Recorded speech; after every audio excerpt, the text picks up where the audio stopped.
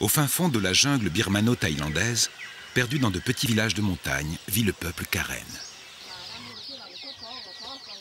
Une vie simple et paisible, au rythme de la nature, loin de toute civilisation moderne.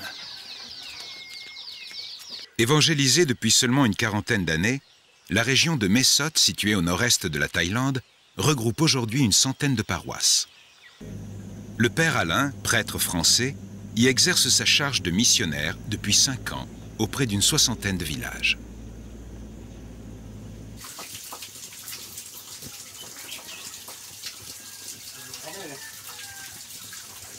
Donc en ce moment, ils sont en train de préparer l'alcool de riz. Ils sont en train de le distiller juste pour préparer la fête de Pâques. Ça sera l'occasion de se retrouver de famille en famille et de boire ensemble l'alcool de riz, ce qui est un rite très important d'hospitalité chez les Karen. Et donc les vieilles femmes ont la mission de surveiller la distillation d'alcool. C'est une opération qui est longue, qui demande de la patience et puis de l'attention.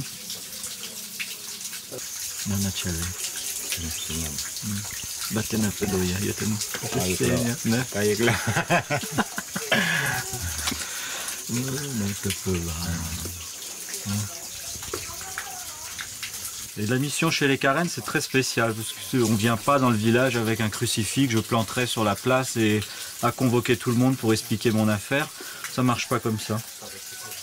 Mais c'est une attente qu'ont les gens et qui un jour s'exprime. C'est une vie simple, hein, la vie missionnaire chez les Karen, il n'y a rien de compliqué. Ça ne répond pas à des grands plans de pastoral ambitieuses, non. C'est le Saint-Esprit qui nous pousse de village en village, et là où les gens nous demandent, on y va, et puis les communautés se construisent petit à petit, lentement. Mais ça marche par famille.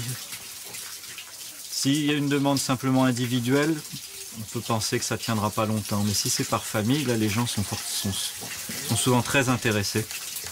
Par exemple, le village où on se trouve aujourd'hui, il y a 10 familles chrétiennes sur un village qui en compte 25.